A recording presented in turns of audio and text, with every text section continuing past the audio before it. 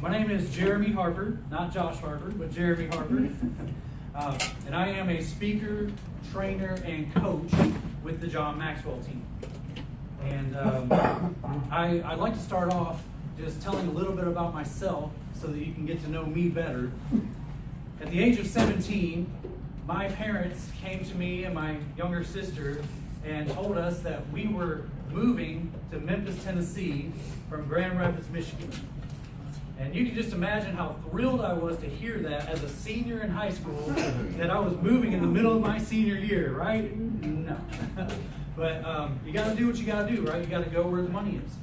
And so we moved from an all-white suburb of Grand Rapids, Michigan to Memphis, Tennessee. I transferred from the McDonald's up there to a McDonald's in Memphis on Ridgeway. And I was not prepared for the difference in culture that I was about to experience. So I had a hard time understanding a lot of the people that were talking to me. So the white people that were talking to me, some of them had such a thick southern accent that I was having trouble understanding them. For example, my store manager somehow could take the name Chris and turn it into 3 syllables. Chris, come here. I don't know how you do that, but she did it. There was an incident where I was the manager and I was walking by a black lady that was working the drive-thru, and she had the headset on that you take orders through, and she hands me the headset and she goes, "Huh, Jeremy," they call me Jeremy. She said, "Huh, Jeremy, I gotta use it." And I was like, "What?" And she's like, "I gotta use it." And I was like, "I'm sorry, Monica, I don't know what that means." She's like, "I have to use the restroom." And I was like, "Oh, okay, gotta use it means gotta go to the bathroom. Got it, okay." Then we had lots of Hispanic workers that spoke very little English. I mean, very little. And as a manager, I would get cheeseburgers brought back to me that were fixed wrong. And I said, "Man, this is a problem. I got to figure out how to fix this, right? This isn't working for me." And so I said, "I'm going to go back there and I'm going to learn their language. I'm going to learn how to say these things in their language." So I took a guy who was bilingual back there and we held up the ketchup. I said, "How do you say this?" He said, "Ketchup." Held up the mayonnaise. "How do you say this?" "Mayonesa." Lettuce, lechuga. Pickles, pepino. "How do you say cheeseburger?" "How do you say this?" And so I could call back from the counter, "Uno hamburguesa con queso, solo ketchup, mayonesa, lechuga, pepino, por favor." And I would get the burgers the way I wanted them fixed, and I reduced the number of complaints. And I'd also like to think that I gained some respect because I took the time to learn how to say things in their language. You know what I've learned about people and culture is that no matter where you go, no matter what type of culture you're in, people are people, right? I mean, people are people at the basic level. I get to teach on a topic that I get really excited about, and that's the topic of leadership. And the thing about leadership is leadership transcends culture. It doesn't matter where you go. John Maxwell has taught this stuff all over the world. John Maxwell team members like myself are all over the world teaching this stuff, and it works in every culture. It transcends time. I really believe that if we're still here 1,000 years from now, these principles that I'm going to talk about are still going to work. They're still going to work. Now, some of you hear that term leadership, and you're maybe already going somewhere in your mind thinking, I'm not a manager, I'm not in management, I don't know that I need to really hear this stuff today. I want to encourage you, stay with me because this is for you. Because John's definition of leadership is influence, nothing more, nothing less. And on average, all of us attempt to influence at least 4 other people every single day. That's the stats. And if you're in sales, you really are attempting to influence other people, aren't you? Influencing them to do something that you would like for them to do, influencing them to think the way that you think about something. We all are trying to influence people every single day. So every one of us can benefit from learning how to have more influence with people, right? So stay with me. This is going to be good stuff. So I'm going to be teaching from John's book, 21 Irrefutable Laws of Leadership, which has been translated into 47 languages. Yes, you heard that right. 47 languages. It's all over the world. He has written over 100 books, and he is the number 6 seller on Amazon. He's the number 1 leadership expert in the world, according to several websites and business magazines. And why is he number 1? Number 1 leadership expert? Well, for one, it works. His stuff works. And second, even though he is Dr. John Maxwell, he has a way of speaking on everyone's level. He doesn't speak over your head. And that's why I think he has done so well. So let's get into some of these principles. You can take notes. I encourage you to do that, but you don't have to. But I think I'm going to give you some good things that you can use. So I'm going to be touching on 3 of the laws out of that book. Law number 1 is the law of the lid. The law of the lid. And what that means is leadership ability is the lid that determines a person's level of effectiveness. I'll say that again. Leadership ability is the lid that determines a person's level of effectiveness. What does that mean? Let's say that you're an average leader.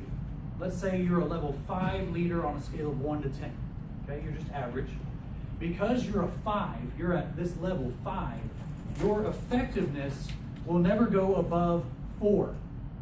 Why? Because your leadership caps your effectiveness. Your leadership ability acts as a lid or a cap to your effectiveness. And so the only way to take your effectiveness above a 4 is to raise your what? Raise your leadership level. Raise your leadership ability, then your effectiveness can be raised. That's the law of the lid. So in 1930, 2 brothers named Dick and Maurice left New Hampshire to California in search of the American dream. In 1937, they succeeded in opening their first drive-in restaurant. And business exploded. They were booming. They were selling pork barbecue sandwiches and hamburgers and hot dogs and fries and shakes. And they're just doing very well. They built a larger facility. They are splitting profits in the early 50s of $100,000 a year, which back then was a decent amount of money. Put them in their town's financial elite, right?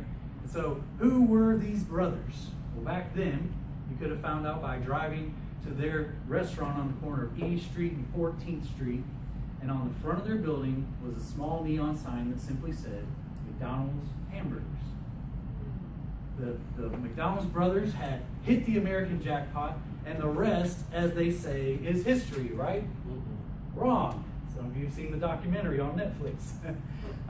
They attempted to franchise their restaurant a couple different times, and they couldn't get it to work. They couldn't take it from one restaurant to more than one.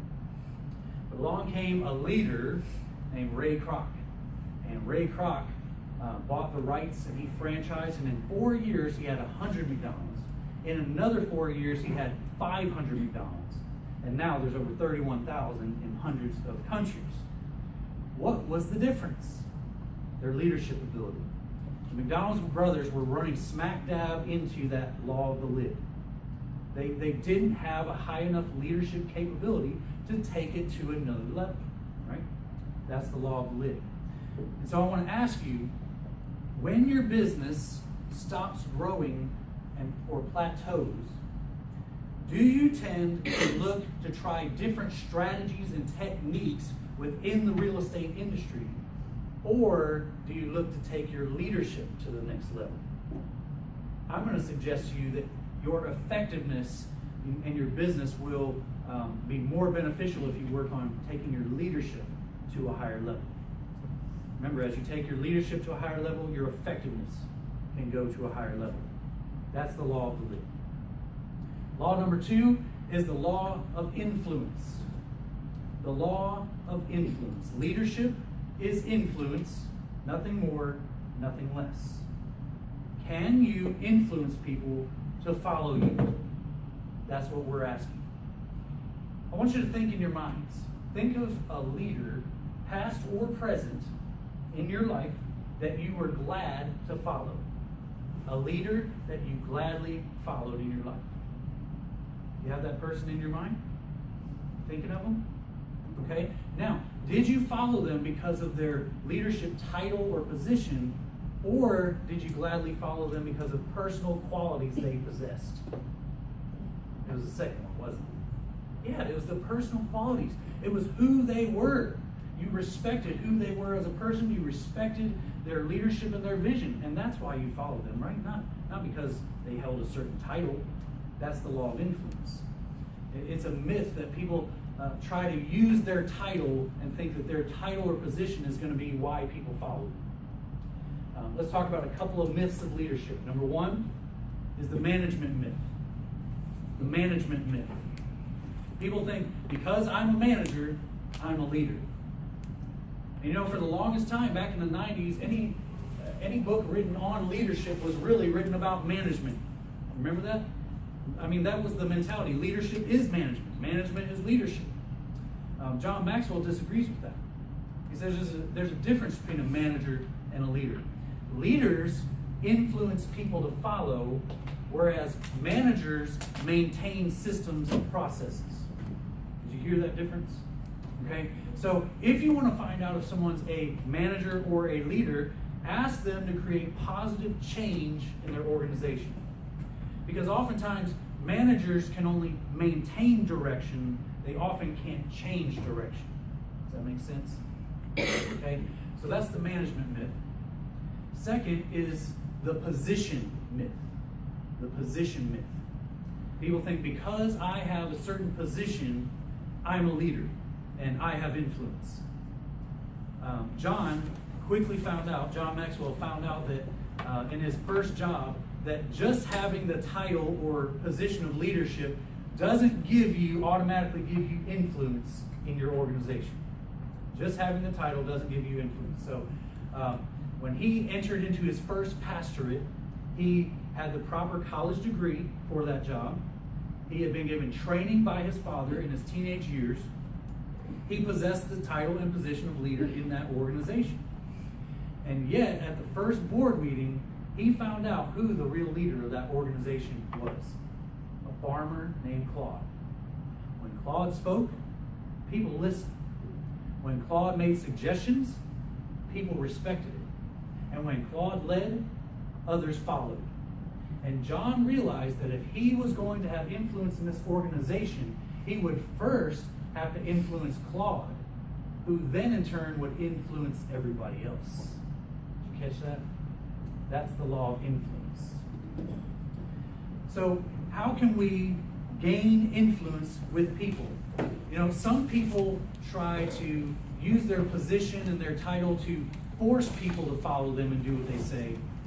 But wouldn't it be better if you could get to a place with people where they respected you so much, and they respected what you were about so much, that they gladly followed you without having to force them?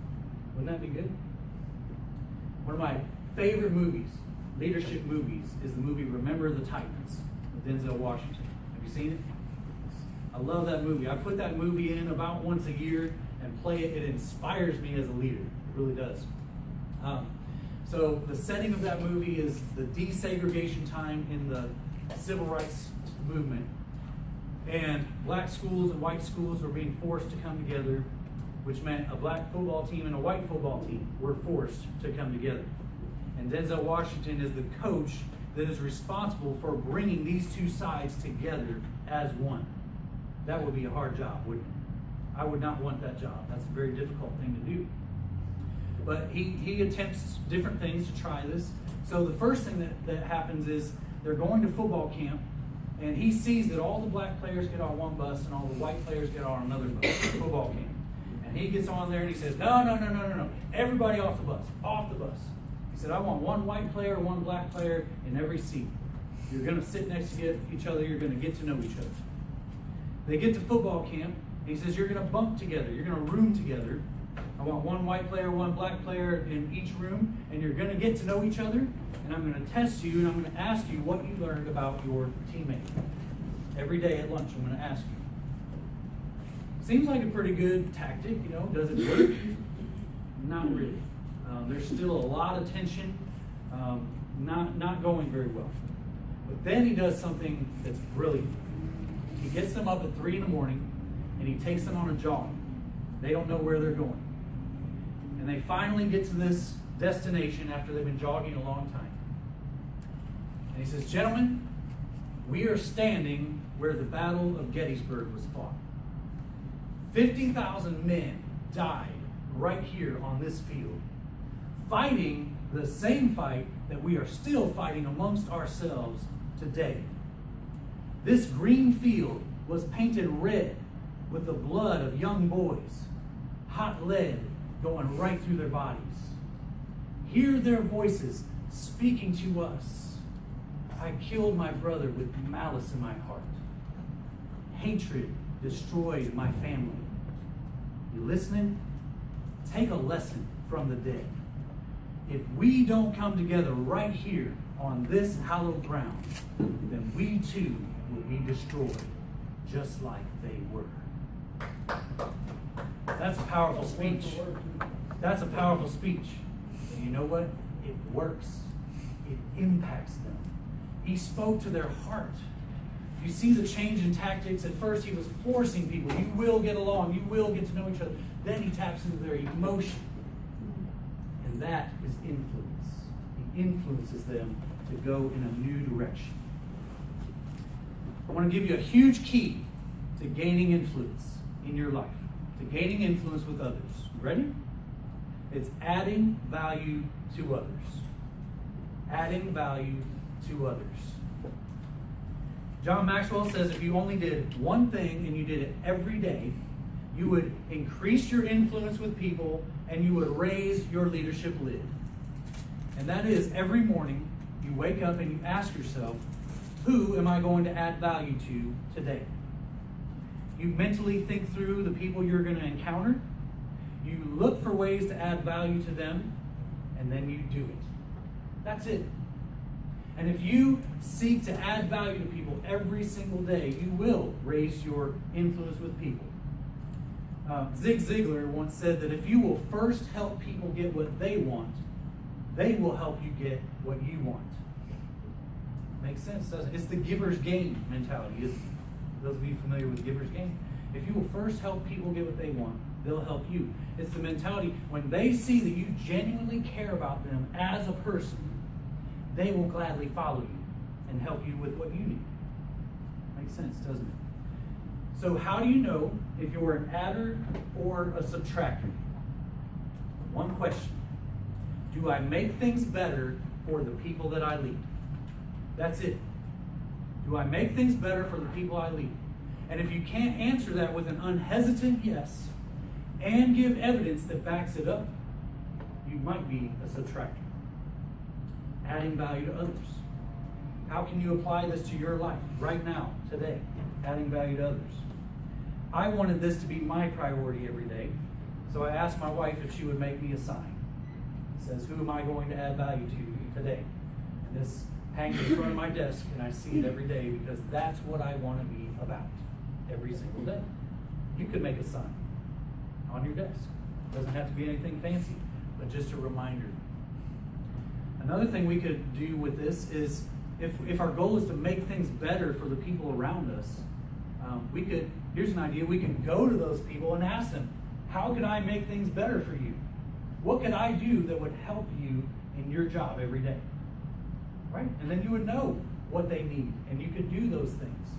And by the way, this isn't just for the leader of this organization. I'm talking to all of you about gaining influence with the people you work with the most, that you see every day. If you seek to add value to their life every day, you will gain influence with those people, no matter what your position in the company. Right? All right, so the law of the lid, you're only going to be as effective as your leadership ability. The law of influence, leadership is influence, nothing more, nothing less. How can we gain influence? Add value to people every day. And then the third law I want to talk to you about, wrapping it up, is the law of connection. One of my favorite laws, the law of connection. It's all about how to connect better with other people. Do you think learning the skill and art of connecting better with people would help people in sales? Yes or no? Yes. I think so. And that's why I purposely put this section in just for you today. The art of connecting with people. What do I mean when I say connecting with others? I mean developing rapport with people, building credibility, building trust in others. That's very important in sales, isn't it? Because I'm sure you've heard this lots of times. People do business with people they know, like, and trust. Have you heard that before? That's who they do business with, people they know, like, and trust. And so how do we gain that trust? How do we get them to know us better? How do we get them to like us better? Connect with them. The art of connecting. So I'm going to give you 3 things today of how to connect better with people. First of all, know your audience. Know the people you're talking to. And by the way, these principles work whether you're talking to an audience, a big audience of people, or one-on-one. Works the same either way. Know your people. Learn their names. Learn their background. What are they passionate about? What do they care about in life? Get to know them. By the way, do you know what people's favorite word in the English language is? It's their own name. Very good. What's your name? Diane. She nailed it. It's their own name. People love to hear their name, don't they? And so if you can learn their name, write it down, remember their name when you see them, and then use their name. It's powerful. You're like, wow, that person actually cared enough about me to remember my name. So go to where they are. Know your audience. A lady named Linda Kaplan Taylor is one of the marketing geniuses of the world. Her company helped put Aflac on the map. They came to her company and they said, look, nobody knows who we are. We need your help. And so she took it back to her team. She said, let's brainstorm. And one of the people said, what if we said in a duck's voice, Aflac? And that idea stuck. And do you know they are now the most number 5 recognized company in the world? All because of a stupid duck. But Linda Kaplan Taylor got an appointment with Warren Buffett. You know who Warren Buffett is? Billionaire tycoon. She was told she got 10 minutes with Warren Buffett. That's all anybody gets is 10 minutes. She did some research on Warren Buffett. And through her research found out that his favorite beverage is cherry Coke. And so she brought a cherry Coke to their meeting. And she said, Mr. Buffett, I know that I only have 10 minutes here with you, but I thought we'd start off with your favorite beverage. She slid that across to him. He popped the top on that and he said, young lady, nobody ever started with my favorite beverage. You can have all the time you want. What was that? Knowing your audience. Knowing your audience. Number 2, go to where they are.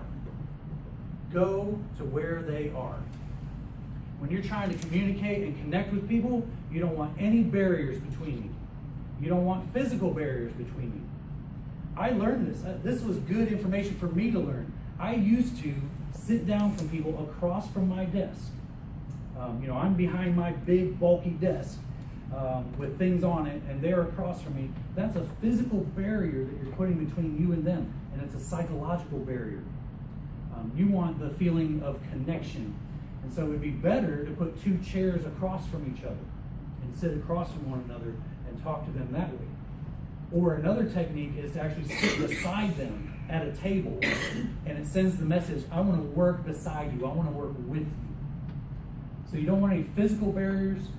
You don't want any communication barriers, which means if they're from a different background, a different culture than you, you've got to learn about their culture.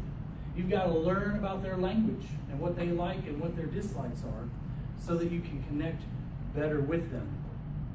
Back in the days of cloth diapers, there was a couple that was out and they had a baby that started crying. The diaper needed changed. And the wife was just really exhausted. And she said, honey, can you change the diaper this time? And he tried to play dumb. He said, well, I don't know how. I don't know how to change a diaper. Well, she knew that he was a big baseball fan.